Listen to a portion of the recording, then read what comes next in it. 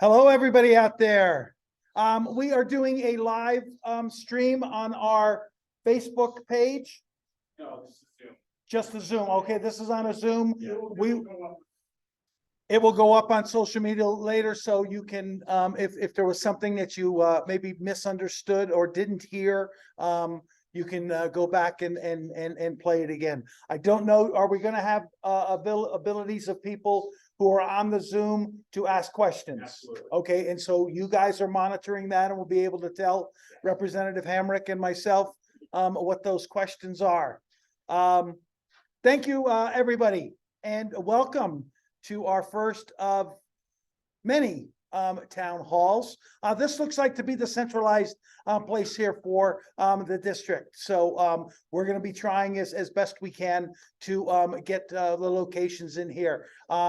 Always, I think we're kind of looking at weekends only because those are more of an opportunity where we can be assured that the representative, myself, you know, we'll have the ability to be here. If we were to do something like on a Tuesday night at 6 o'clock, inevitably some committee would go over. There would be a longer debate. There would be something, and then I would have to send Molly here instead, and she would have to entertain you until we get here. That's my granddaughter, Molly. I mean, maybe you had seen her on the front page of the Denver Post following the opening day of session. I'll if Representative Hamrick wants to come out, we have to stand here so that the people there can see it. So while one of us talks, the other one will. Hi. She's an old pro at this, obviously. All right. Hi. Yeah, Eliza Hamrick, representative of House District 61, which we're right in the middle of. And I'm very excited to be here. Thank you so much for including me, Tom. Oh, sure. Absolutely. Absolutely. So just kind of the way we want to do these is we'll give you kind of a breakdown. Session started on Monday. Everybody aware of that? Anybody who didn't know that it started on Monday? It's a 100-day session. Oh, good. I'm glad that wasn't my phone.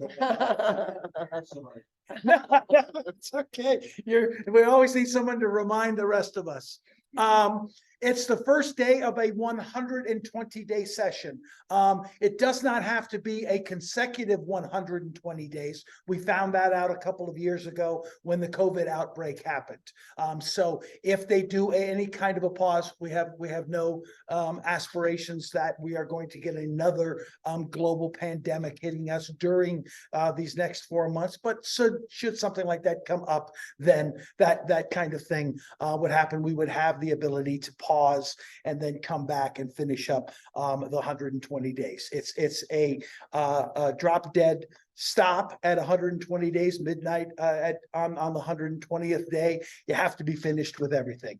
I served 4 years in the State House. We always were able to do that. We didn't really have any of those last minute where people were running around. We didn't have the last year. It went kind of late, where it was, you know, in the 11th hour, and we were still discussing issues and that. But it was kind of there weren't more the big issues. I know that before I got there, there were some last minute things about para funding and those kind of things that stretched it right up to the end. Otherwise, they've generally been ending, you know, earlier in the afternoon, 3-4-ish, something like that. So it hasn't really been a problem. I am serving now because of redistricting. So we both are the results of the redistricted neighborhoods that we have out here. My Senate district now goes from Quebec all the way past 470, past Cherokee Trails school, and there's some further rural districts that are out there, and then it goes from Quincy. We didn't used to go as far as Quincy. We used to kind of go to Bellevue. Now we go all the way up to Quincy and down to Gun Club, and we actually have a trickle 4 precincts into Douglas County. So for the first time, and I kept this little placard at this luncheon that we got invited to. It said Senator Tom Sullivan, Arapahoe, Douglas County. Exactly. So now I was actually sitting at a table with the other Douglas County electeds. Luckily, Representative Hamrick was there. The rest of them weren't Democrats. So it was an interesting conversation. I ended up, I think there's about 3,000 people in our district from Douglas County. Yours is kind of about the same. Yeah, and we're 61 is inside of Tom's Senate district, and we're Parker, Quincy, Powhatan, sort of past Cherokee Trail, over there in South Shore, and then Inspiration. So we have 5 precincts that are Aurora, but in Douglas County. Yeah, she knows. As a former letter carrier and postal worker, I know the addresses. I know how to get to the places. I never did pay attention to the housing complexes and what they were called. I knew how to get there. I knew what the street names were and all of that. So I appreciate having her here to give you all of those. But in our race, for the longest time on election night and the day following, we were leading in Douglas County, which would have been quite a plum for us. The area that we went to in Inspiration, anybody from Inspiration? Yeah. Anybody from that area? Okay. It's a brand new area there. A lot of cement. Okay, there's a lot of cement out there, very flat. Okay, but it was one of the things that I was appreciative of this new district. It was a lot flatter than my previous district, so it made it a little bit easier when I was up and walking. But we were for the longest time leading in those 4 precincts, and at the very end we ended up losing by, I think it was 8 votes. Oh, So I thought I was going to get to. I am representing them, but I didn't quite. I blame myself.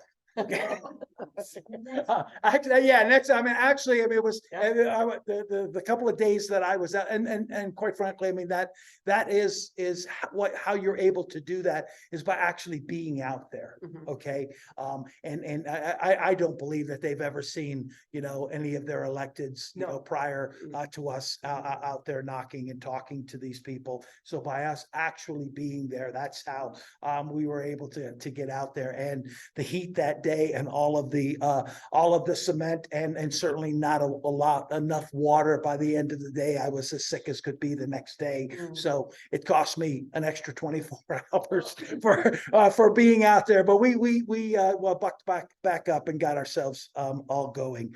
I think the way we kind of will give you I'm been already talking too much. I'm gonna let Representative Hamrick. We're gonna talk about the upcoming session. Maybe give you some stories about opening day or maybe about how the campaign and stuff went, and issues that we're working on, and then I'll tell you we'll tell you what committees we're on. They're still switching in my office, switching my house credentials, the paperwork, my business cards, all of that stuff over to the Senate side. So I don't have any of those to pass out to you, but I think Nick and Ian printed some stuff up there that's got some of the information. If any of you ever came over to my office, I'm staying in that office. They're I don't know how they're going to get me out of there. I'm staying in room 621. Okay, I've already been there 4 years. Going to be there another 4 years. I've got representatives all around me, but there's a lone senator there, and the rest of the senators are down. So let me have Representative Hamrick chat with you guys a while. If you have questions, start thinking of them, and we'll get to those, when we get finished. Thanks, Senator Sullivan. Again, Representative Hamrick representing you all. Very proud to represent you all. And my aide back there is Nate Lewis. Fabulous aide. So he can give you information about how to contact us. And there's also a sign-up sheet there as well. And he'll be taking notes about any concerns that you have, so I can get right back to you. So yeah, it's been, the first week was crazy. It was, golly, 12, 14-hour days. But that's sort of what we do there, right? We make sure that that we are representing our districts, representing all of Colorado.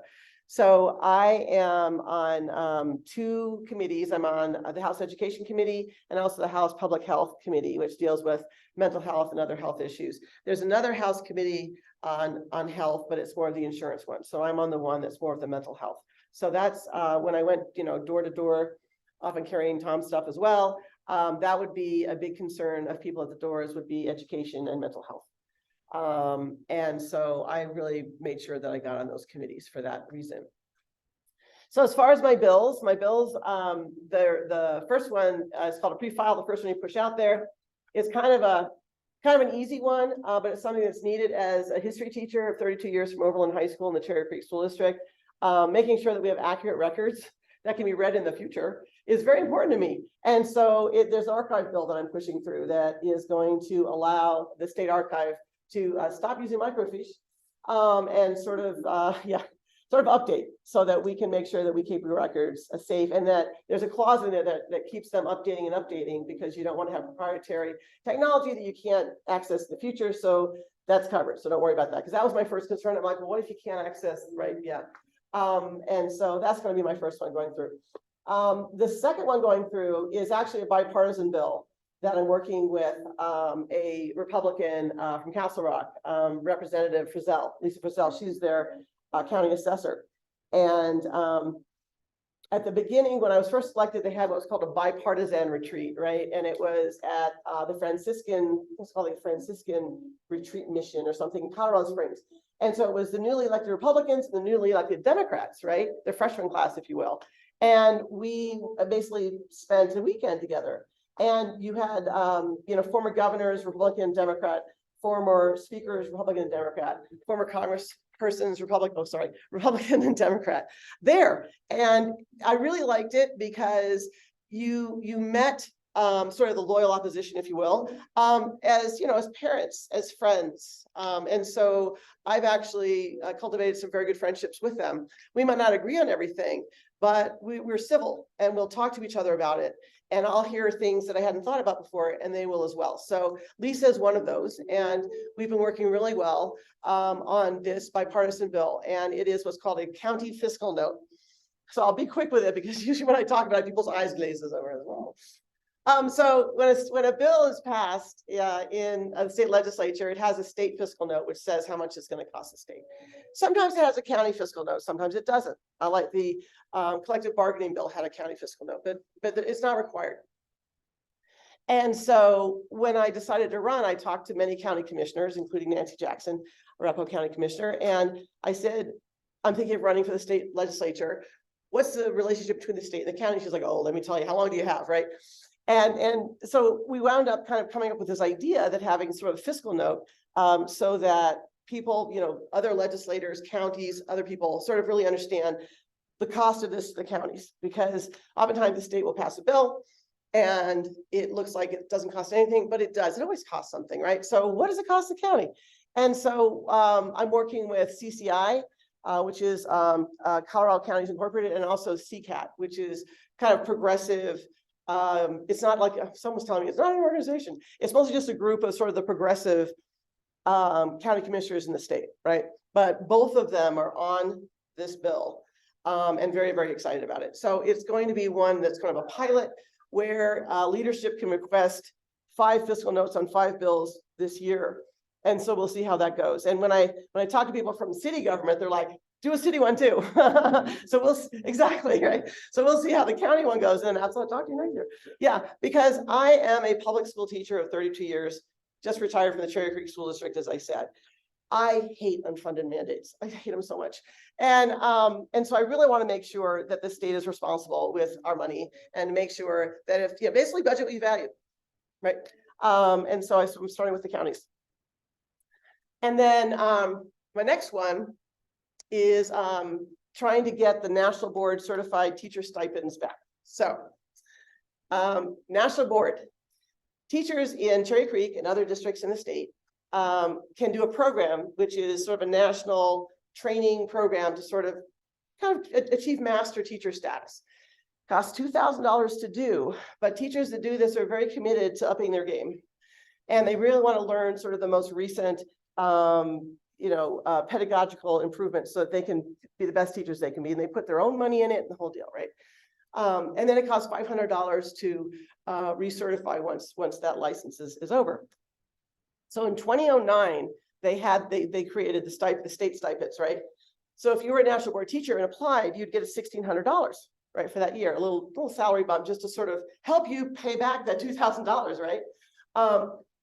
And you could just you could reapply every year. And it's just a nice way of sort of saying thank you for really trying to put time into and really focusing on being the best teacher you can be.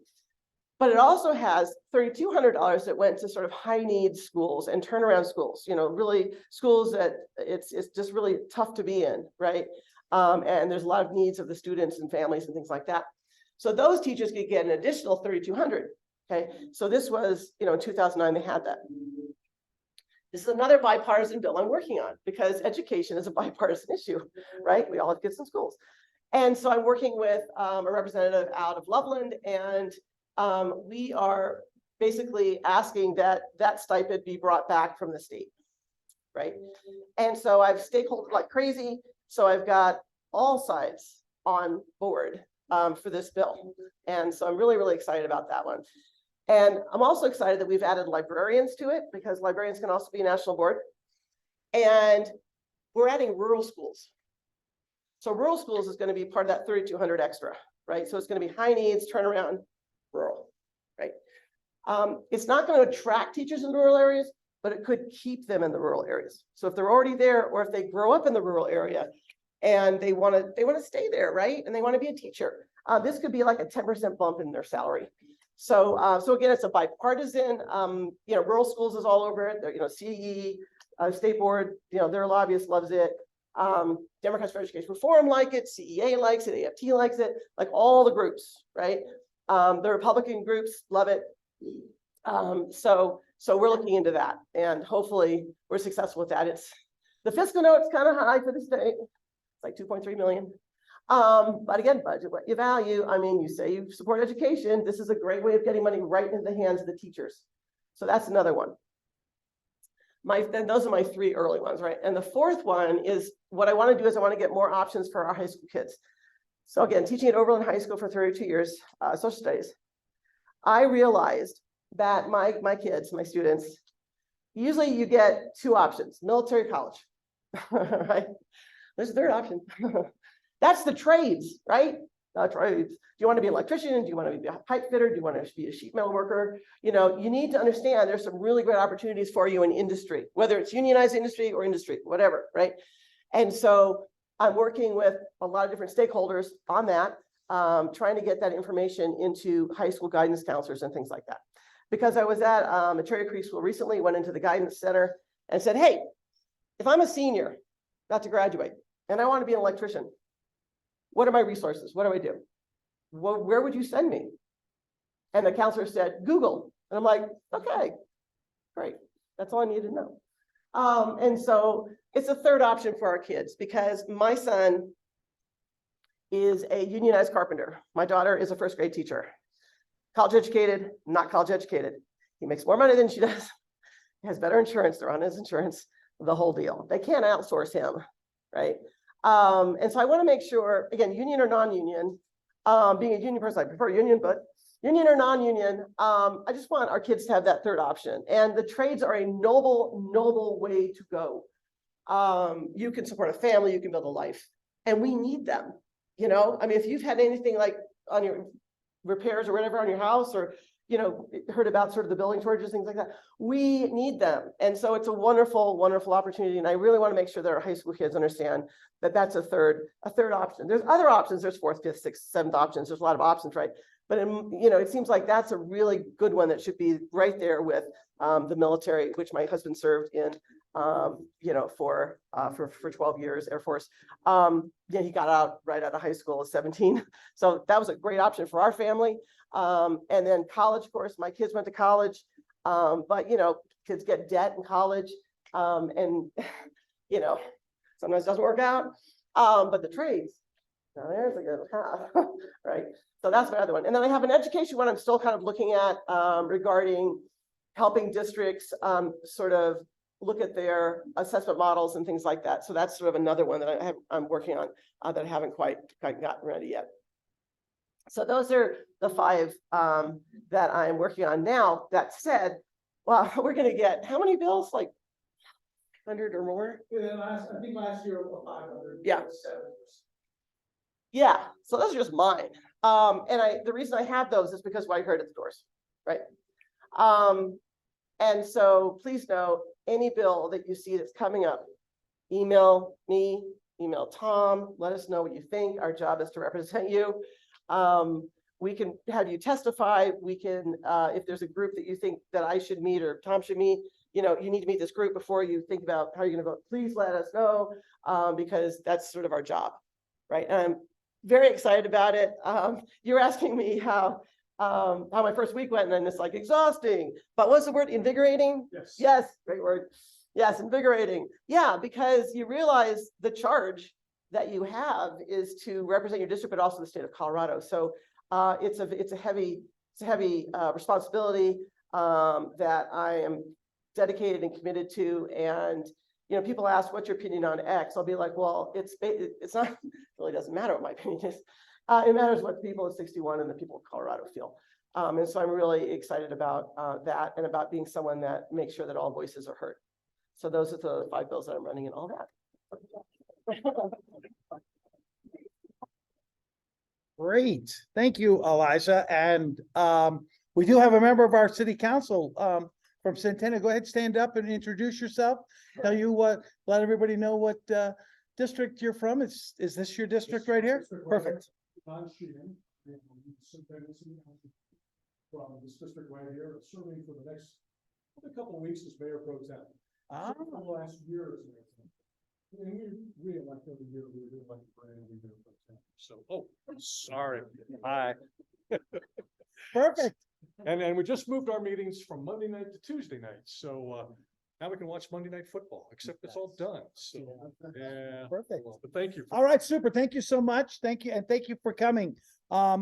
In the future on our, we're not going to just have ones where you have legislators yammering on about, you know, what's up and things where we try to bring in guests and stuff. So people who've come to our office, you know, groups and stuff, people who are lobbying us, who want to come and talk to me for a half hour. I ask them, okay, hey, you got 15 minutes, you can come and talk, you know, to my constituents and stuff. And we'll try to work that kind of stuff and appreciate the councilman coming. Maybe at some point we can get him to come and do a presentation about what city council is like and when they meet and all of that kind of stuff. And so appreciate you being here. Again, appreciate everybody else being here. So talk about, you know, the election that it was, I'm not sure that we all expected the results that we all got. When we were running, when we first started things in May, right after session was over, the conversation, and if you know who came out and helped us, thank you again for that. But all of the pitch that we were giving to everybody was what they were telling us is that this was going to be the key Senate seat. We were the 18th seat. We were the seat that was going to designate whether the Democrats had control of the Senate or not. Okay.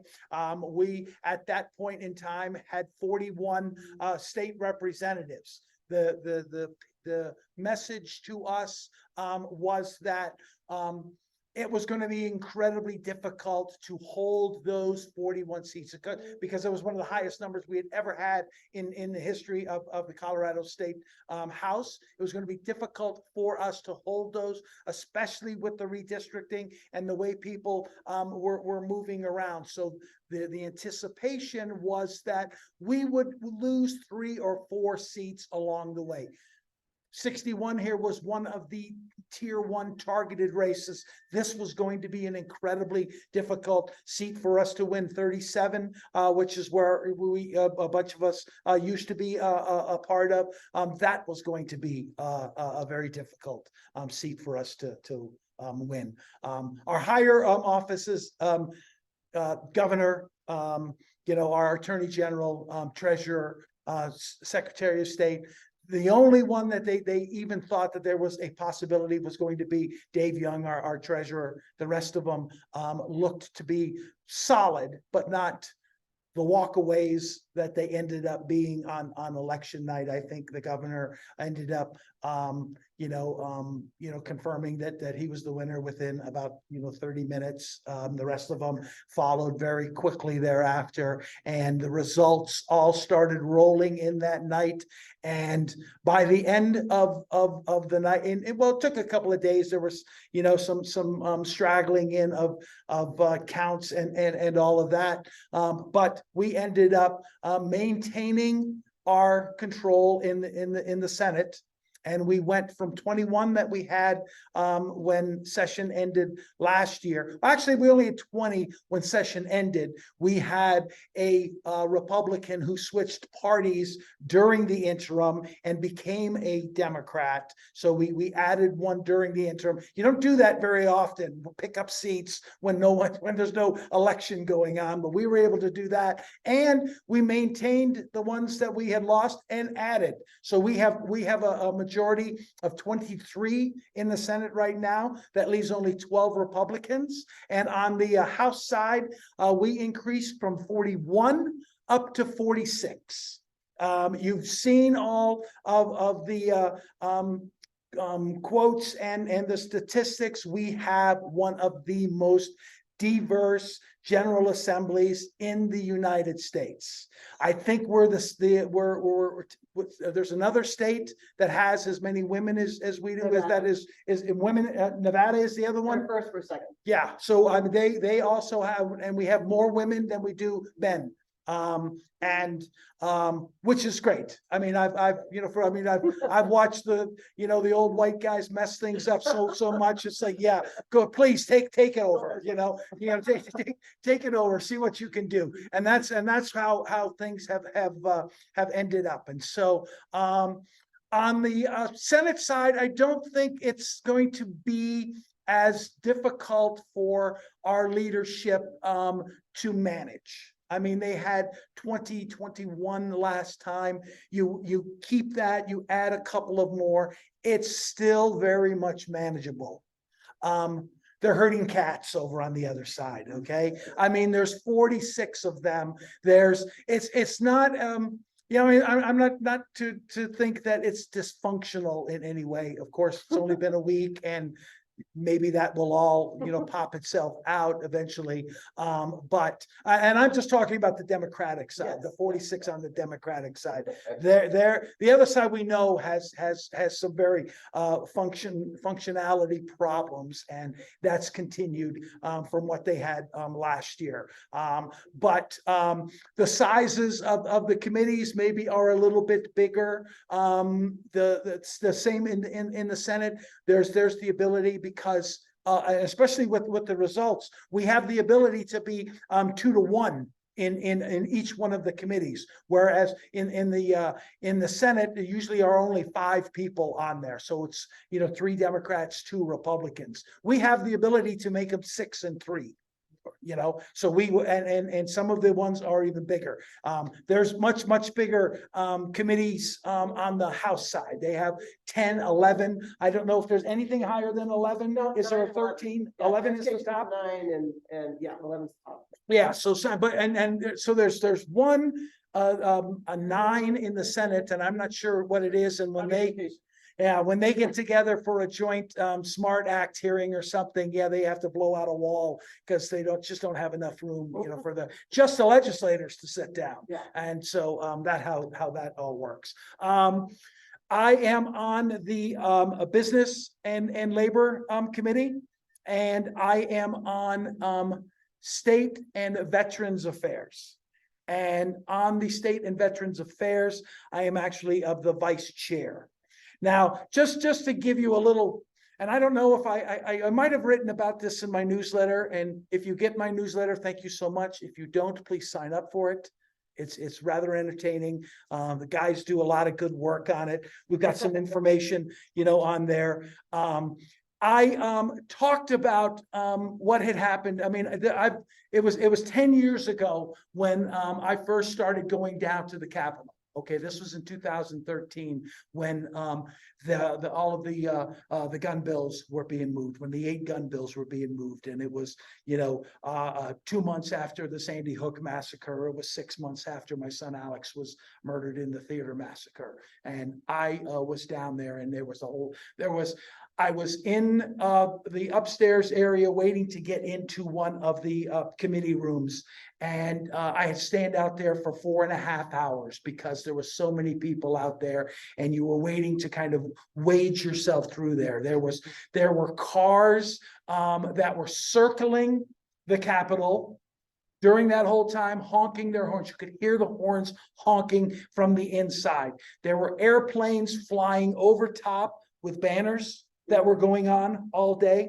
People inside were chanting and singing and running around and trying to, hand you pamphlets, and state legislators were coming around and telling you, go downstairs to the governor's office. You need to tell him what you think, about this.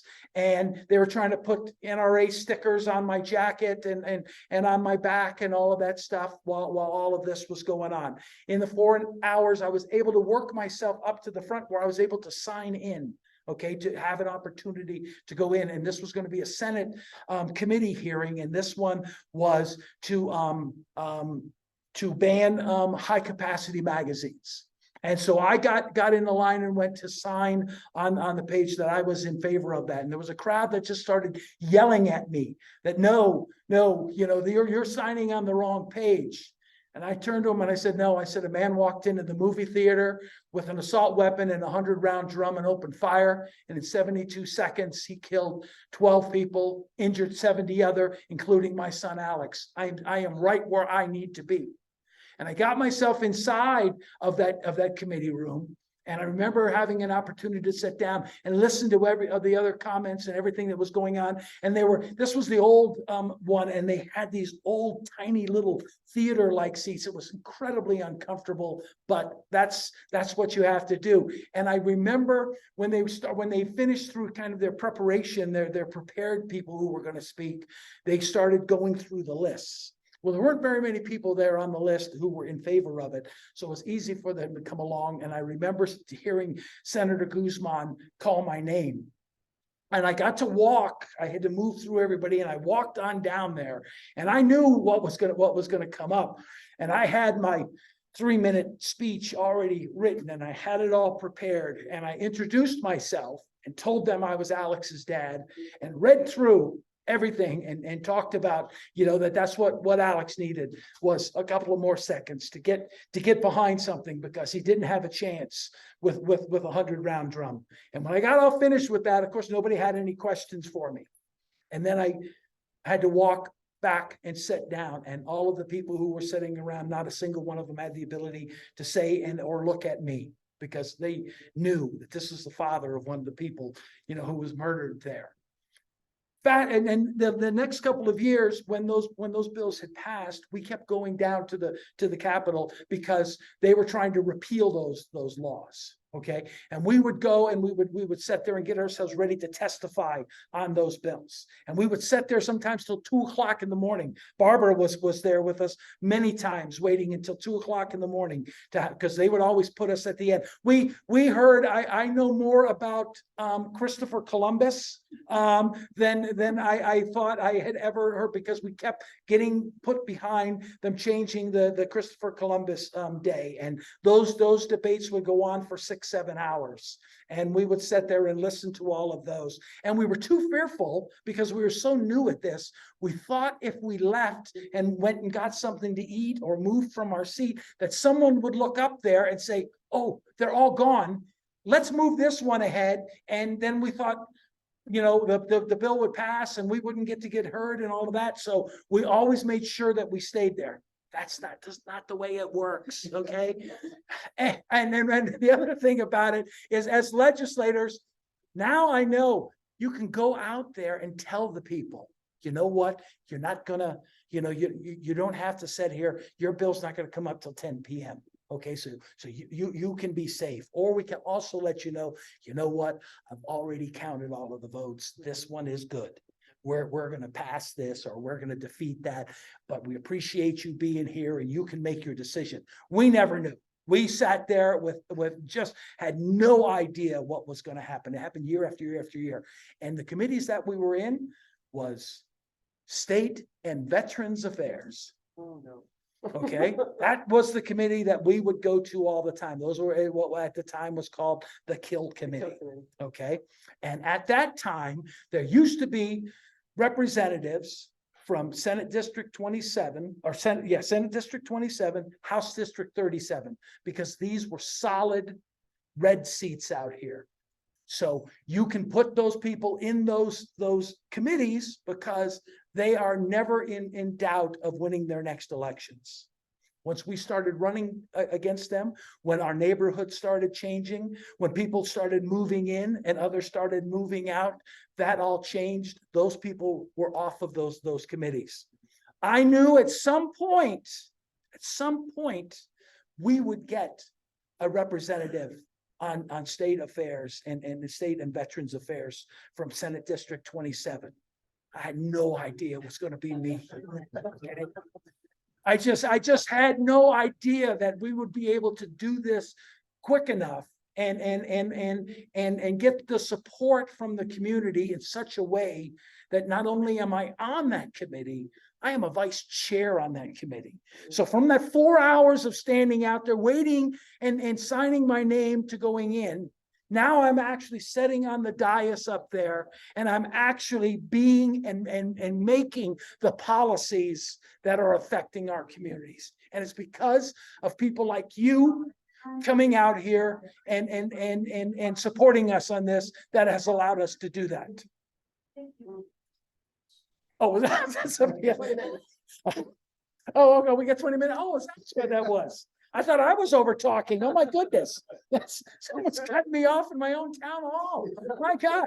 So that's where we are. Starting out, I told you I'm still in the same office, 621 SSB across the street. I'll be over there. Feel free to come on over. Nick and Ian have the information there. Sign up for our newsletter. Follow us on Facebook. We're still on Twitter. We're kind of checking and making sure that that's still okay. I'm not sure if something else pops up that might be better. We might move over to something. We'll all certainly let you know. Working on what the email is and the phone number for the office. Those are all getting updated. So, reach out to us. Let us know concerns, questions, anything, that we certainly can help you with. During the interim, or it wasn't actually an interim for us, we were actually campaigning. During that time, I had been having many conversations with Representative Meg Froelich about a concern that I saw and thought that it was something that we should be doing in this space. And it was creating a gun violence prevention caucus. 4 years being down there and watching the stuff that's going on, there's a lot of caucuses, the Black Caucus, the Latino Caucus, the LGBTQ Caucus, several others. There's more of them on the federal level. I don't know if you've ever gone to a Jason Crow town hall. He spends his entire hour talking about all of the caucuses he's in. And I was at this caucus and then I had this caucus meeting and it's like, oh my goodness, and it's like, okay, this is something that I think we should have. And my reasons for that was to give it some kind of a legitimacy, to allow us to be able to talk about the subject of gun violence prevention on a regular basis, to have a regular meeting. And one of the things that all of these caucuses do is like once a month, they'll come down to the well and they will say, next Wednesday, we are having our caucus meeting and The legislators get to sign up for a free box lunch. Somebody, contributes lunches to us. So we get them to sign up for that. And we have speakers who come and talk about the subject. I was involved in the Veterans Caucus. There's only 3 now Democratic veterans that are down there. The majority of them were Republicans, and they kind of let the ball drop. So I don't think there's a working Veterans Caucus anymore. Maybe we'll have to look into getting one started. But I used to go to those, and they would have groups there coming and talking to us. And that's what the plan is with the Gun Violence Prevention Caucus, is to get these people, the legislators together and rally and talk about. Right now, we're talking about legislation forthcoming.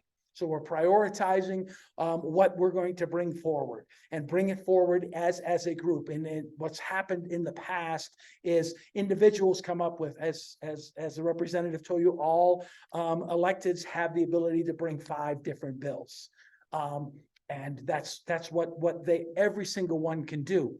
When you talk in the space of gun violence, it's a much more heightened space to talk about. And so what I'm hoping to do in this is to get all of the people together and seeing which issues they're working in and how we can help one another. And then we can put that all together and take that to our leadership and say, okay, here's what we are thinking about. And if we have the ability to have some input with our leadership, sometime we haven't in the past. It looks like, and I'm very pleased to announce, looks like the leadership in the House and the Senate are very open to conversations pertaining to gun violence prevention, and I think a lot of the other issues. Okay, so we have an opening to go in there and talk to them about it. So we're working through those. A couple of the things that I am working on, and I had talked about this last year. I actually had raising the minimum age to the purchase of assault weapons to 21. We've gone and I wasn't, and I inserted that. I never got leadership to introduce the bill. So I didn't get the opportunity for that bill to come forward. Okay, I had it all worked up. I had stakeholdered the bill. I had sponsors and all of that, but it was too contentious for our leadership, and was told that the governor, should it get passed, that he was going to veto it. So it didn't go forward. I talked about it a lot during the campaign. At the end of the session, we have then now since changed that to raising the minimum age of the purchase of all firearms to 21. And just yesterday, I was in, the governor asked me into his office at 9:30 in the morning, and he let me know and gave me his reasons for why he was against the 21 last year, but gave me an enthusiastic approval of moving the bill forward this year. So we have the governor's approval on that bill this year. And so, I mean, and that was it, because I mean, I'm not quite obviously a soft-spoken guy. And so I would talk about, things that excite me, or things that irritate me on a regular basis to whoever will listen to it. And it's you guys right now. I would, and so I made it very clear that I was disappointed that we didn't get that bill moved forward. One of the other frustrations I had from last year was during the state address that the governor had, and the opening remarks from the Speaker of the House and the President of the Senate. During their opening remarks, not once did they even mention the public health crisis that is gun violence in our communities. They didn't even use the word guns. And we were having shootings. I mean, they didn't even mention and this was still when we were dealing with the tattoo community that got gunned down, about the kids in front of Gateway High School, the ones in front of Hinckley. They didn't even mention any of that. And I made a point everywhere I went to talk about it. I talked to our speaker about it, said that wasn't okay with me, and I continued that through the rest of the year. We've already had the first opening remarks by the Speaker of the House and the President of the Senate. Both of them made a very big point of mentioning what they are going to do about the public health crisis that is gun violence in their opening remarks. In the meeting that I had with the governor yesterday, he made a point to bring out, and I saw his speech. He brought it out for me. He showed it in front of me, and he read to me the lines in his speech in which he is going to be talking about gun violence and how it is impacting our community. Okay, so that's what it does to make sure that you continue to talk to these people and you have the ability to make yourself heard. They're listening here, folks. Okay, they're listening to what we have to say, and we're getting some results. So we're going to continue to do that. So the other bill that I'm looking at is, of course, after the Club Q shooting. I was the co-prime sponsor of the Extreme Risk Protection Order bill. It got enacted 2 years ago. We're only 2 years into it. It had failed the year before I got there. We got it passed the first year that I was there. It was a very contentious bill. One of the most contentious parts was the people that have the ability to file the petitions, the ones who are bringing to the attention of a judge that someone is going to be a danger to themselves or in others. And in our case, all we were able to get put on there was law enforcement on one side, and then a very stringent definition of family members.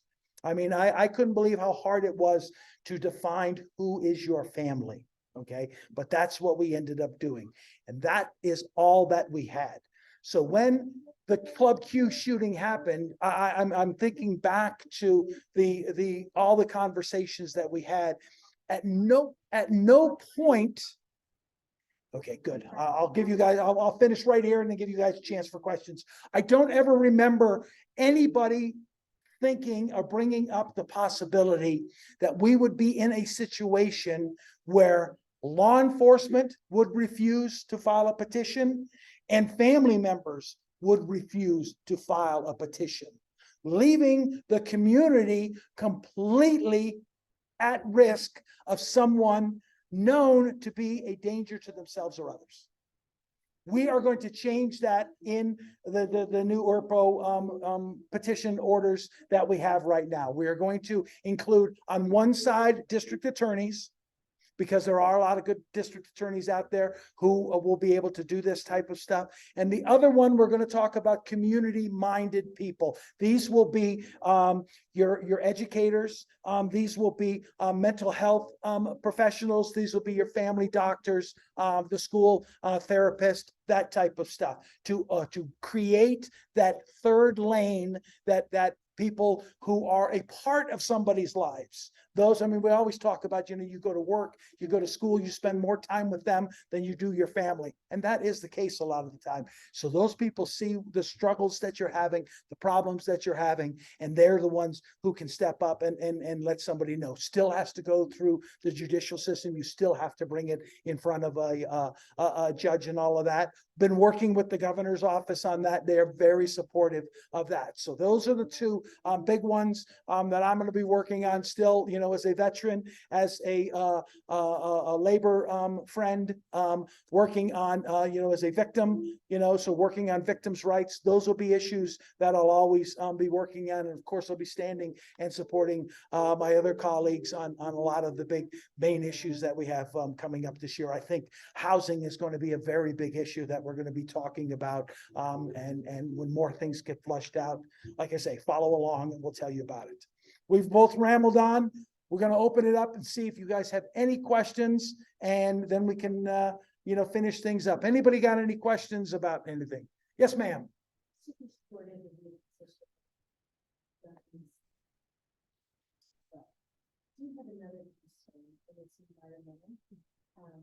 lot of us are here today because of the tracking, and we would really love your support on road on the window of others. I think it's why we're going to be really into that, and we're home and they're at the school, which noise pollution lowers educational attainment. We really need your help. then we will in turn obviously give you whatever support you need to get pushing that back. So 187 mills, I believe, that are going to impact our homes, our kids' schools, our parks. I believe that in Colorado, 18 months, I've never lived in a state where something like this. And it was almost fast track. I've Speaking never with Julie, seen a lot. yeah, and Brian, and yeah, I went to the Towns Reach, hearing, and it was what, 3-2, it was super fast. They were just kind of picking up homeowners one after the other. I never would have bought a house there. No. Overpriced house like that, because we moved to it ahead of the Right. craziness. Yeah, In a place where I thought that would impact my family.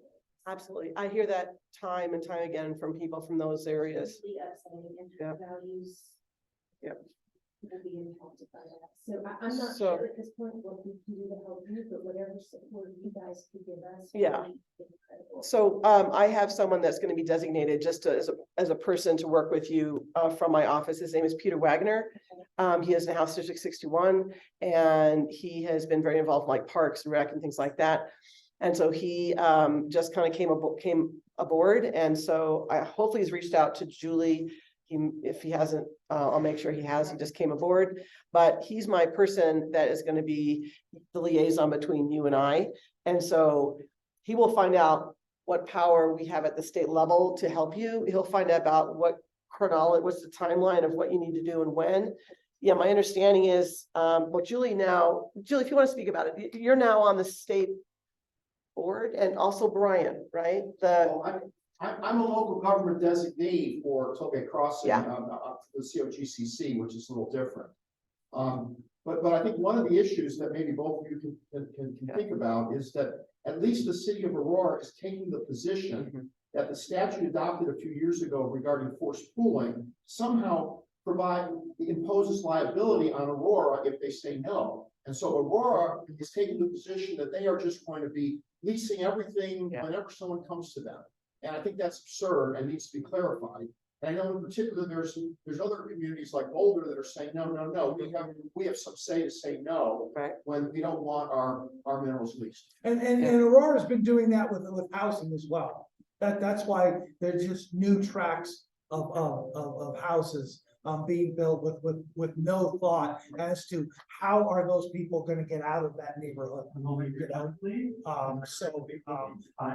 that draws a lot of light into that, where, I mean, it's like they're not thinking about, what's gonna happen to roads. I've got your constituent lives down the street where it used to be, pull out of his driveway and be out onto on Buckley, in about 3 or 4 minutes. It takes him now 16 minutes just to get out of his neighborhood, and that's because they've continued to build all of these homes around it. They haven't done anything with the roads, and they think a traffic light is gonna, take care of all of that. Yeah. And quite frankly, it doesn't. It doesn't. Got you follow up with something else? Oh, Peter, I'll get your information or give you your information to Nate. So, I have their information already. And so, I promise you that he's going to be your liaison. You talk to him, ask him questions, he'll get back to me. I'll find out what agency we can go through so that you're informed, because it's all about making sure that homeowners' voices are heard loud and clear. Yes, sir. And also, if I could say. Yeah, Julie. Anyone interested in this issue, Kevin Chan has set up, he's our fearless leader, the SaveTheAuroraReservoir.com website. And we will keep you informed as to all the ways you can get involved in the effort. Yep. And that includes that on January 18th, Councilwoman Bergen is having a town hall, and we're encouraging everyone to come and express their concerns to her, because the project actually sits within Ward 6. Yep. For Aurora City. And then on January 21st, there will be a community forum to be a two-way conversation where Save the Aurora Reservoir will be providing information about what the project involves and the risks that are involved with it.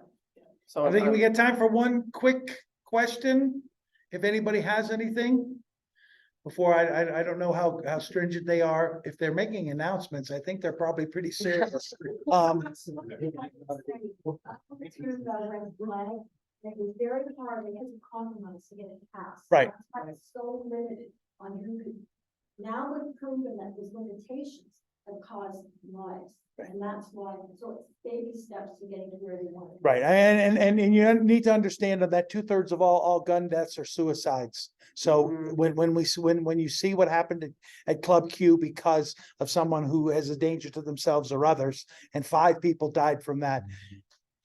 You need to think that there was probably 15 people who have taken their own lives because in that jurisdiction, you have a sheriff and people who will not file those petitions. And that's why El Paso County is one of the leaders in the state in suicides by firearm. It's because of action like that. Hey, everybody, thank you so much for coming. Make sure you sign up for stuff. We will alert you to the next one. If you have a group or have somebody that you would like us to talk to at the next town hall, please let us know. Feel free to come down to the Capitol, look at the schedules. Find yourself a piece of legislation that you want to follow and come to the committees, come to the floor debates and listen to that. Talk to the legislators. It's pretty eye-opening. So thank you, everybody. And also testify remotely. Yes, yes, super. Thank you, everybody. You bet. I'm Tom Wilson. Hi, Tom. Thank you. Nice to meet you. I got involved with Mom's